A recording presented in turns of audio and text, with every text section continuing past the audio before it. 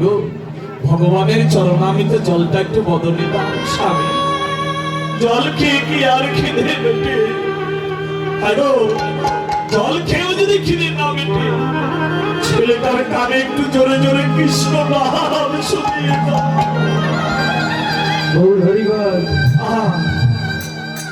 এত ভক্তি, এত বিশ্বাস ভগবানের চরণে।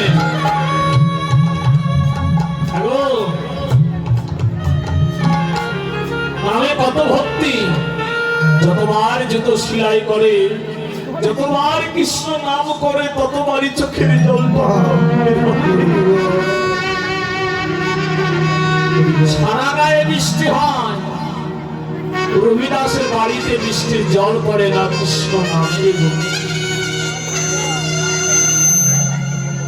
রবিদাসকে নিমন্ত্রণ করতে এসেছে কে? নাকি অর্জুন। আরো বাড়িতে কেউ আছো? আছো কি? তাল পাতার কুটিরের সামনে বসে বসে বলছে কে? কাকে চাই? তুমি কি রবিদাস? আগে সবাই আমাকে রবিদাস ছোট জাত বলে, আমি জাতিতে বুঝি। ও ঠিক আছে ঠিক আছে, তাহলে তোমার কাছে কৃষ্ণ আমাকে কে? কৃষ্ণ, কৃষ্ণ পাঠিয়েছে। আপনি কে? আমি কৃষ্ণের সখা অর্জুন। চোখের জলে বলে কি ভাগ্য, কি ভাগ্য! সারা জীবন ধরে আমি সালগ্রাম শিলাই ভজন করে গেলাম, সাক্ষাৎ ভগবানের দর্শন পেলাম। আজ ভগবানের সখা আমার দুয়ারে দাঁড়িয়ে একটু কৃপা করে চরণ ধরে দাও।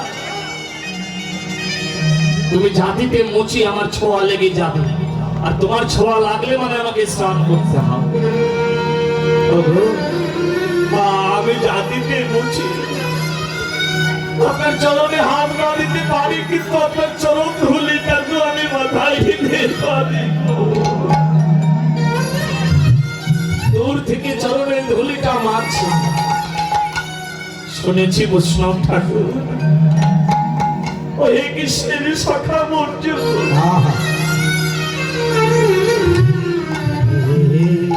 ঘর থেকে যদি অভুক্ত অবস্থায় কোন বৈষ্ণব চলে যায়, সে ঘরে যে ভগবান থাকে।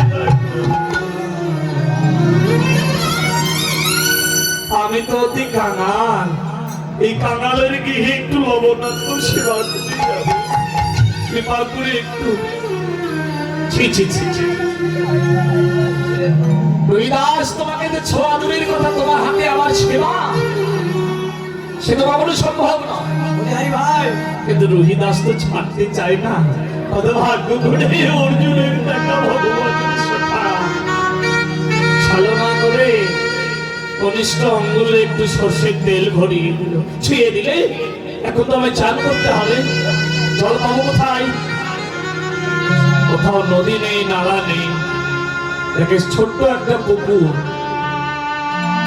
ওই পুকুরে চামড়া ভিজিয়ে রেখেছি, সেই জলে কত কৃমি কীট পোকা হয়ে গেছে, নোংরা হয়ে গেছে জলটা। স্নান তো করতে হবে, কিন্তু কি করে করবো? হাত দিয়ে জলটাকে ধেউ দিচ্ছে, ময়লাগুলো দূরে সরে যাবে, আর পরিষ্কার জলটা যখন ভেসে আসবে তখন আমি চান করব। আর হাত দিয়ে ময়লা জলগুলো যখন পরিষ্কার করছে,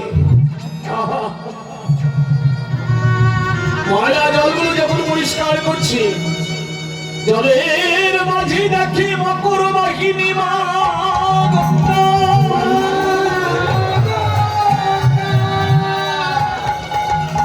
বসে আছে করজনে, ওই বৈষ্ণবের ধুলি অঙ্গে মাখিবে বলে।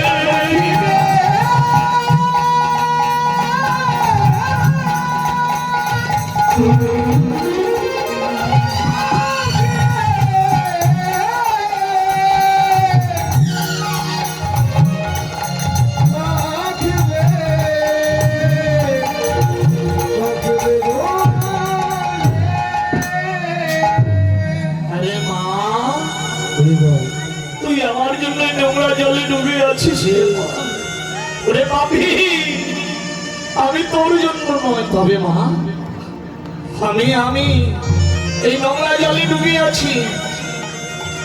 ওই রুহিদাস পরম বৈষ্ণব, ওই রুহিদাসের চরণ ধুলি পাবো বলে